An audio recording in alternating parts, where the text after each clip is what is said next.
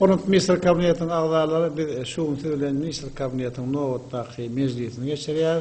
Meclisin gün tertibine esasy ýurdumyzyň durmuşyna degişli bir näçe il ýurt bähgitli meselelerde sereder.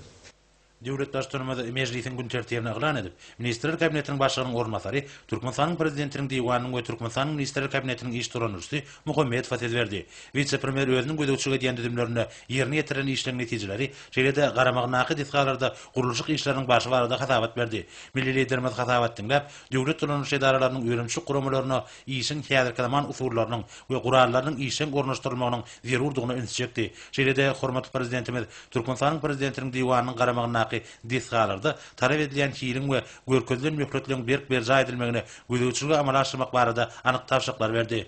Soňra Türkmenistanyň meclisiniň başlygy Nur Berdiýewa milli kanunçylygymyň meýlekde kämilleşdirmek, ýurtda döwrwap umumy ikrar edilen halkara hukuk kadrlaryna laýyk gelýän kanunçylyk hukuk bunyadyny emele getirmek boýunça milli parlamentiň alyp barýan işi barada habar berdi. Şeýle-de kanunçylyk hukuk bunyadyny döwrwaplaşdyrmagyň toplumlaryň maksatnamasyna laýyklykda ýurdun demokratik we oňyn özgörtmeliň ýoly bilen ýygyderli öňe gitmegine gönükdirilen täze kanun taslamalary işläp taýýarlamak boýunça ägir türlü çäreleň işiň durmuşa geçirilýäni bellenildi. Milli parlamentin ýurdun kanunçylygyny kämilleşdirmek boýunça alyp barýan işleri döwletiň durmuş ykdysady ösüşiniň meselelerini çözmäge gönükdirilendir diýip bellemek bilen hormatly prezidentimiz parlamentin we onuň düzümleriniň saýlawçylar, jemgyýetçi guramalary we gyzyklarma bildirýän puwdoklar bilen täze kanun taslamalary taýýarlamakda bolýar. Derwaýat durmuş meselelerini çözmäge ýardam bermekde-de ýygyderli gatnaşykda bolmalygyny ykdydy. Ministrler Kabinetiniň başlygynyň ornbasary Goçew, maliýe ykdysady ulgamyň idaralarynaky işleň ýagdaýy we ýurdumyzyň wilayatlaryny 2010-2016 ýyllarda durmuş ykdysadyny ösdürmeň meýilnamalary barada hasabat berdi. Vice-premier döwlet başçylygymyzyň ulul beren tapşyryklarynyň ýerine ýetiriliş barada durup geçip 2013-nji ýylyň 1-nji ýanwarynyň zähmet haklarynyň, pensiýalaryň we kömek pullarynyň, talip we diňleýici haklarynyň möçürlerini ýokarlandyrmak hakyndaky resmi namaň taýýarlanyşy barada habar berdi. Hormatly prezidentimiz özgörtmeler maksatnamalaryny we ilkinji nowatda vilayatlary ösdürmek baradaky maksatnamalarda kefitlenen wezipeleň ähretiniň belenen möhletlerde durmuşa geçirilmeginiň mümkindigini ňytap, vilayatlaryň ýol başçylary bilen birlikde meýilnama görkezjilerini üstünlikli ýerine ýetirmek boýunça toplumlaryň meýilnamany işläp dömegi we degişli meseleleri hemişe gödekçilikde saklamagy tapşyrdy. Döwlet başçylygymyz maliýe ykdysady toplumyň idaralarynyň işine diýip geçip, ýurdumyzyň bank idaralarynyň işine bar bolan kemçilikleri aradan aýyrmak boýunça degişli çäreler görmegi tapşyrdy.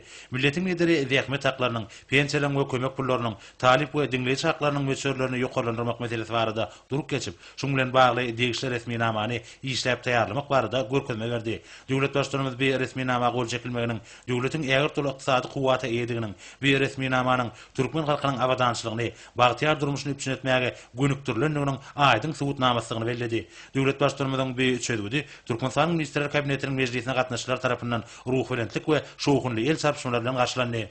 Soňra Türkmenistanyň Ministrler Kabinetiniň başlygynyň ornbasary, Daşary işler ministri Meredow edilen işler barada hasabat bermeň başlygyna Owganstana degişli meseleler boýunça Daşary işler ministrleriniň derejesinde geçirilen halkara maslahatyna gatnaşmak maksady bilen 14-nji iýuny Kabul şäherine iş saparynyň netijeleri barada aýtdy. Şol maslahatda ýurdumyzyň goňşy döwletdäki ýagdaýy düzgünleşdirmek, bu ýurdy durmuş ykdysadyny galkındyrmak, Owgan topragyna paragatçylyk we durnukullygy berkitmek boýunça biziň ýurdumyzyň garaýşlary tasdiklany.